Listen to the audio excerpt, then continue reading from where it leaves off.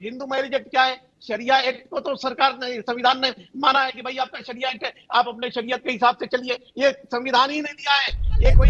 मैं वचन देता हूं, इसको पास कर दो, अगला बिल मुस्लिम कोड बिल लेके आओ। पर नहीं खबर में जाने बैठे चाचा और करेंगे नहीं 102 साल की उम्र में भी शादी करेंगे। मैं कोई नहीं गलत मतलब आजू भी बात नहीं कर रहा, और कह दीजिए इनसे मैथिल से कि भैया हमको कंप्लीट शरीयत चाहिए। नमस्कार दोस्तों, स्वागत है आपका एक और नए डिबेट वीडियो पर। उत्तराखंड के सीएम पुष्कर धामी जी ने यूजीसी का ड्राफ्ट तैयार भी कर लिया और अब उसे संसद में पेश करने वाले उत्तराखंड के, और जल्द लागू भी करने वाले हैं। तो दोस्तों इसी पर ये डिबेट है। डिबेट में तो कुछ खास है नहीं, लेकिन एक खास विशेष वर्ग की अमिताभ अग्निहोत्री जी ने अच्छी खिंचाई की है। डिबेट में मुफ्ती नजीमुद्दीन के साथ अमिताभ अग्निहोत्री जी की अच्छी डिबेट है, लेकिन वो जो खिंचाई की बात है ना, वो आपको लास्ट में पता चलेगी। आपको मेरे ख्याल से डिबेट खत्म होते होते आप थोड़ा पेट पकड़ ही लोगे। तो चलिए शुरू करते हैं डिबेट वीडियो स्टार्ट। तो करना, ये भी परेशान हो गए, हम भी परेशान हो गए, करो फिर। मुफ्ती साहब, विरोध क्यों? सबके लिए एक सी व्यवस्था हो जाए, रसोई में एक सा खाना बने, सबको एक सा मिले, किसी को लड्डू किसी को सूखी रोटी, ऐसा ना हो, ये तो अच्छी बात है।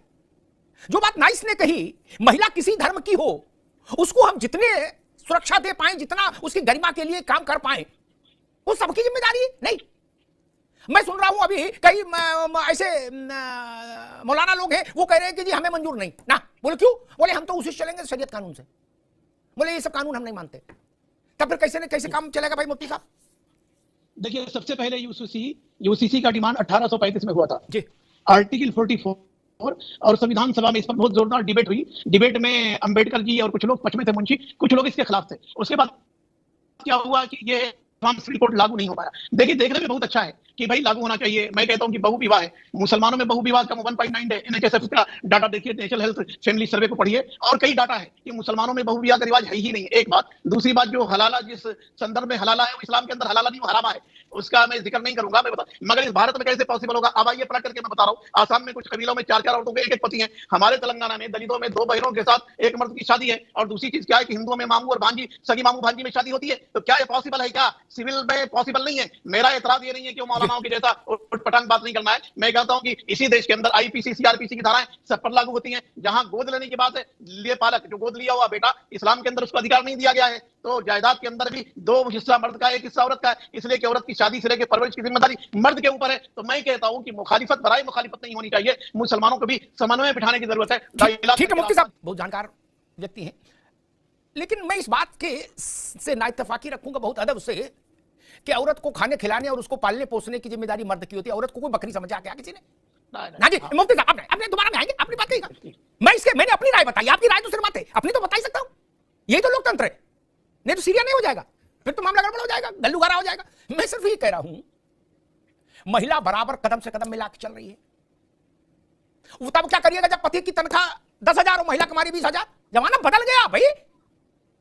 औरंगजेब और बाबर और चंगेज खान वो किस समय का सिस्टम लाएंगे क्या हम?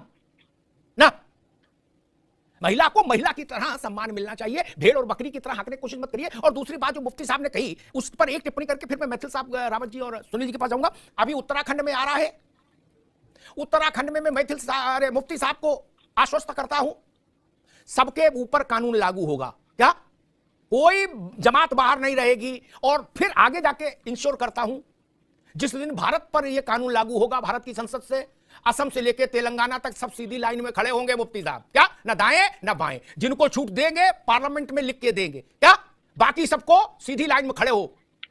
ड्रामा नहीं, ड्रामा नॉट अलाउड। वो वक्त बीत गया, अब सब सीधी लाइन में खड़े होंगे। और जो बात अभी आपने कही वो मैं औरों से भी सुन रहा था, वो वैसे भी उसी को कह रहे हैं। वो कह रहे हैं कि जी हिंदुओं में बहु विवाह ज्यादा है, तो आप लड्डू बांटो, हिंदुओं का बहु विवाह भी बंद करा दिया, लड्डू बांटो। भाई कौशिक जी का भी बहु विवाह बंद करा दिया, रावत जी का भी करा दिया। लो, अब तो कब आपको क्या तकलीफ? कह रहे थे मुसलमानों में तो बहु विवाह ही नहीं। वहां हमारे यहां जहां पहले रहते थे अपार्टमेंट में, उसके सड़क पार एक चाय की दुकान थी, वो बालक 3 शादियां कर लिया। क्या मुर्गी अलग पाल रहा और बस घूम रहा पान खा के? इसलिए ऐसा ना कहो कि नहीं हमारे यहां तो 0% हो गया। तो ठीक है, फिर हमारे हिंदुओं में मान लीजिए अगर रुक गई तो ताली बजाइए, लड्डू बांटिए। सुनील कौशिक की गलत तो नहीं कहा? बिल्कुल सही। अगर हिंदुओं के पर रोक लगी है तो फिर आपको क्या तकलीफ? फिर रावत जी परेशान हो, वो हिंदू धर्मगुरु है कि भाई हमारे यहाँ 4 शादी छूट दो। मुफ्ती साहब कह रहे हैं कि मुसलमानों में अब 2 बीबी 3 बीबी 4 बीबी वाला मामला बंद हो गया, अब हिंदुओं में शुरू हो गया। तो ये तो फिर आप इस पर टिप्पणी करो भाई। हालांकि मेरी राय ये है, मुसलमान हो, सिख हो, ईसाई हो, हिंदू हो, किसी जात के हो, किसी पंथ के हो, किसी कबीला के हो, कोई हो, मैं बहुविवाह के सिद्धांततः पूर्णतः खिलाफ हूं। किसी सूरत में लागू नहीं होना चाहिए। असम हो, तेलंगाना हो, कोई जगह हो, 4 बेत मारो, सीधा खड़ा करो। ये क्या नाम है? मुगले आजम बने घूमेंगे, रोटी है नहीं, बीबी 4 रखेंगे। हम जनसंख्या नियंत्रण पर 75 साल से जन जागरण कर रहे हैं, और कौन कौन से जागरण कर रहे हैं, आज तक तो कुछ हुआ नहीं। कानून बनेगा तो सीधे चलेंगे, ठीक? या ऑप्शनल में कुछ नहीं मानेंगे। 4 बीबी लाके घर में बैठाल देंगे, और पहले की 3 जो होंगी उनके कान के नीचे देंगे क्या? और फिर खुला भी कराएंगे, हलाला भी कराएंगे, मलाला भी कराएंगे, इद्दत भी कराएंगे और शिद्दत भी कराएंगे। तब क्या करोगे? कानून होना चाहिए। और ये चीज नहीं, मैं इस बात से सहमत नहीं हो सकता। आपने अपनी बात कही, मैं अपनी बात कह रहा हूं। अमिताभ जी प्लीज सेकंड दीजिए। 1 मिनट में इस देश की 80% आबादी को आपने ऑप्शनल रखा था क्या? कि भाई आप सत्यनारायण कथा चलना चाहते हो या कानून से चलना चाहते हो? आप स्कंद पुराण से चलोगे कि कानून से चलोगे? आप देवी पुराण से चलोगे कि कानून से चलोगे? आप ऋग्वेद से चलोगे कि कानून से चलोगे? कैसी बात है?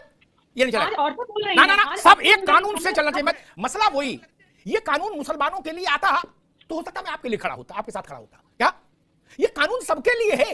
इसमें किसी मजहब का तो उल्लेख ही नहीं। फिर आए तो मैं क्यों? नहीं देखिए, और अगर 1 मिनट मुफ्ती साहब मेरी बात पूरी आ जाए, फिर आप जवाब। और अगर शरीयत चाहते हो, शरीयत से इतना मोहब्बत है, उसके प्रति इतना समर्पण है, तो छाती चौड़ी करिए और यहां हाथ रखिए दिल पे और कह दीजिए इनसे, महफिल से, कि भैया हमको कंप्लीट शरीयत चाहिए। क्या फौजदारी में भी शरीयत चाहिए? क्या सिविल में नहीं? जलेबी इधर से खाओगे और मिर्च का पकौड़ा पड़ोसी को दे दोगे और जलेबी खुद खाओगे? नहीं, कंप्लीट शरीयत लेंगे या कानून माने, 2 ही रास्ते। या तो कंप्लीट शरीयत हो, बिल्कुल, आधी शरीयत आधा आइन, ये तो फिर मुफ्ती साहब गड़बड़ है ना? नहीं, जिन्ना की तस्वीर तो मुस्लिम यूनिवर्सिटी से नहीं निकाल पाए आप, जिन्ना रोड मुंबई से नहीं निकाल पाए, धमका रहे हैं आप। छोड़िए एक बात, अब आइए लॉजिक पर आइए और कानून पर आइए। मैं भी कानून का एक्सपर्ट हूं, जानकार हूं। मैं कहता हूं गोवा के अंदर यूनिफॉर्म सिविल कोड में है कि जिस औरत को बच्चा नहीं पैदा होता दूसरी शादी करे, बेटा नहीं पैदा होता है। और नॉर्थ ईस्ट के अंदर जो स्पेशल स्टेटस दिया गया है, कि नॉर्थ ईस्ट को स्पेशल स्टेटस दिया गया है कि तुम्हारे कल्चर की तहफ्फुज़ की हम गारंटी लेते हैं, उसका क्या होगा? तो सारा ठिकरा आप मुसलमानों को थोपिए। मैं कहता हूं कि ये जो त्रुटियां जिसको आप कह रहे हैं, देखिए देश कभी शरिया से ना चलता था, ना चलता है, ना चलेगा। इस देश का संविधान है। और एक बात, हिंदू मैरिज एक्ट क्या है? शरिया एक्ट को तो सरकार ने, संविधान ने माना है कि भाई आपका शरिया एक्ट है, आप अपने शरीयत के हिसाब से चलिए। ये संविधान ही नहीं दिया है, ये कोई आपके सरकार के आने से पहले नहीं। हमको इस मुल्क में अपने शरीयत के हिसाब से चलना है, मगर शरीयत और संविधान में, सुनिए एक बात, शरीयत और संविधान में टकराव की जरूरत नहीं है। संविधान सर्वोपरि है, हम संविधान को लागू मानते हैं। ठीक है मुफ्ती साहब, अभी रुकना होगा। चीजें इतनी सरल नहीं।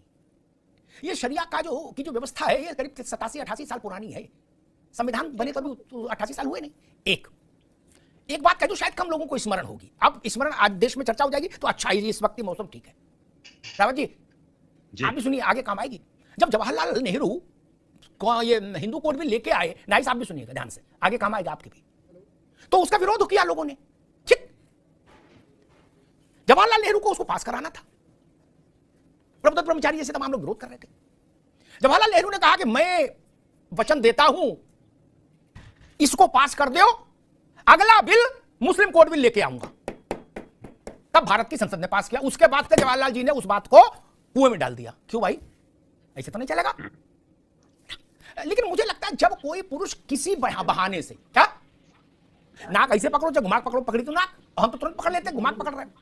किसी बहाने से भी उसके लिए कोई फर्जी बड़ा तर्क लेके आए, एक से अधिक शादी की पैरवी करता है, जब सामने आके, जब पर्दे के पीछे रखे, तो मुझे सबसे ज्यादा गुस्सा उस पुरुष पे आता है। क्या जी आप दिल्ली मुगले आजम बनना चाहते हैं?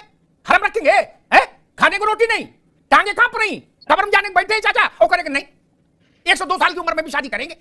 मैं कोई नई गलत मतलब अजूबी बात नहीं कर रहा। रामपुर में 103 साल के एक चाचा, उन्होंने शादी की। रिपोर्टर ने पूछा चाचा 103 साल में क्यों की? तो चाचा तो सुन नहीं पा रहे, जो उनकी नई बेगम थी उनसे चाचा ने, उसने बताया, सवाल पूछ रहे, तो उन्होंने उनको बताया कि कह दो कि अकेलापन दूर करने के लिए। 103 साल में भी अकेलापन दूर करने के लिए बीवी चाहिए? राहुल जी क्या तमाशा हो रहा है? भोपाल है, रामपुर नहीं, भोपाल। भोपाल सही, अरे भोपाल सही। महाराज जिंदगी में कितनी चीजें याद रखूं, कागज नहीं रखता। भोपाल सही, घटना गलत हो तो बताओ।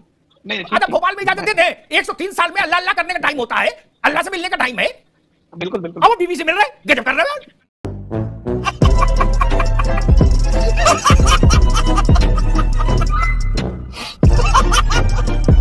तो दोस्तों डिबेट हो गई खत्म, वीडियो हो गई। मैं करता हूं दोस्तों ये डिबेट वीडियो आपको पसंद आई होगी। तो दोस्तों यूसीसी उत्तराखंड में लागू होने वाला है और हो ही जाएगा, क्योंकि मजबूत सरकार है वहाँ पर, किसी का कोई ऐसा जोर नहीं है कि वो इसको चुनौती दे सके। मजबूत सरकार है, पूरा समर्थन है और ये लागू हो ही जाएगा। अब ये पूरे भारत में कब लागू हुआ आपको मैं बता देता हूँ, शायद आप कुछ समझदार मुझसे ज्यादा ज्ञानी होंगे, आप हो भी, मैं इतना ज्ञानी नहीं हूँ। तो दोस्तों अब 2024 में मोदी जी पूर्ण समर्थन से आएंगे, तो ये संभव एकदम पॉसिबल बता रहा हूँ मैं, ये यूसीसी 2024 में ही लागू हो जाएगा। पहले ही कुछ एक दो महीने के भीतर ही ऐसे मोदी जी सब अपना काम झाम बराबर कर लेंगे, तो समझे 1 महीने के भीतर ये यूसीसी लागू होना शुरू होना, मतलब कार्यक्रम कब शुरू हो जाएगा और ये लागू होकर ही रहेगा। लेकिन मोदी जी को पूर्ण बहुमत मिलना चाहिए। अगर हम हिंदुओं ने थोड़ी बहुत ऐसी वैसी की महंगाई बेरोजगारी वाली बात सुनकर विपक्ष की बात में आने लगे, कुछ बेवकूफ है ऐसे, वो ज्यादातर बात में आ जाते हैं और उन्होंने गलत डिसीजन ले लिया तो प्रॉब्लम हो सकती है। तो ऐसे लोगों को आप जगाइए और समझाइए, ये आपका कर्तव्य है और मैं यही कर्तव्य का पालन करता हूँ। मुझे कोई लालच नहीं, अच्छी बुरी आगे जॉब करता हूँ, घर पे आगे मजे से सो सकता हूँ, लेकिन फिर भी मैं करता हूँ ताकि मैं थोड़ा बहुत कॉन्ट्रीब्यूट करना चाहता हूँ अपनी तरफ से, अपने देश के लिए, अपने प्रधानमंत्री जी के लिए। यही मेरा सपना रहता है। तो उम्मीद करता हूँ दोस्तों ये वीडियो पढ़ने में काम आपको पसंद आया होगा। अगर ये वीडियो पढ़ने में काम पसंद आया तो चैनल सब्सक्राइब करके जय हिंद, वंदे मातरम।